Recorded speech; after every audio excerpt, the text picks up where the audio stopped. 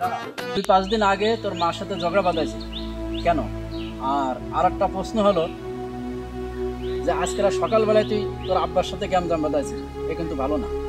হ্যাঁ, গ্যামজাম করেছি, তা আপনার কি?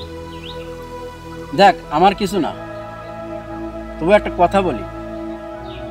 তুই হলি হিন্দু, আমি হলাম মুসলমান ঘরের সন্তান, তুইও কিন্তু হিন্দু ঘরের সন্তান, একই গ্রামে বসত করি।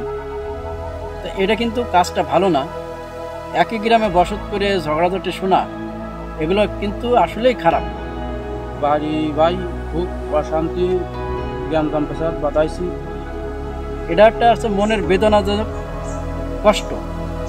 তুই তোর মাকে যদি বকাবকি করিস, তুই যদি তোর বাপকে যদি বকাবকি করিস, অর্থাৎ আব্বা, কেউ বাপ বলে, কেউ অনেক কিছু বলে, তোরা বেশিরভাগই আছে বাবা বিলে ডাকিস, আর আমরা কিন্তু আব্বা বিলে ডাকি।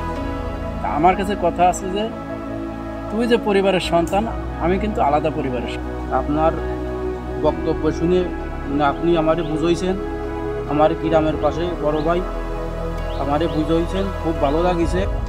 যে একই গ্রাম একই মহল্লায় বাস করি, তাই বলে ঝগড়াঝাটি করবি আর আমি এগুলো শুনবো, এগুলো কিন্তু ভালো না। তা আমার মা বাপের সাথে আর কোনোদিন খারাপ ব্যবহার করবো না। এই বয়রা গ্রামে আমাকে সবাই কিন্তু মানে, তাই না? আমি আজকেরা কেন এই কথা বলতে চাচ্ছি, মা বাপ আত্মীয় স্বজন সবাই কিন্তু আছে, কিন্তু যখনই তুই একটা অনেক অন্যায় করবি, যাই হোক, মনে কর তোর একটা রোগ বেঁধে হয়েছে, আত্মীয় স্বজন ভাই ব্রাদার কেউ আসবে না, ওই মাই কিন্তু আসবে।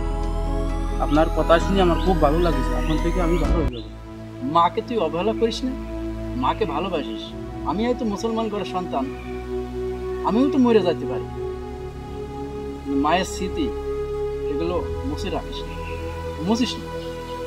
তোর অনুরোধ করলাম, আমি তোকে খুব দোয়া করি, ভালোবাসি, আমি তোরে দোয়া করে দিলাম। তোর মাকে তুই ঠিক মতো দেখিস। যাক, তোর মুখে হাসি আছে, ভালো লাগিছে, যা, ঠিক আছে।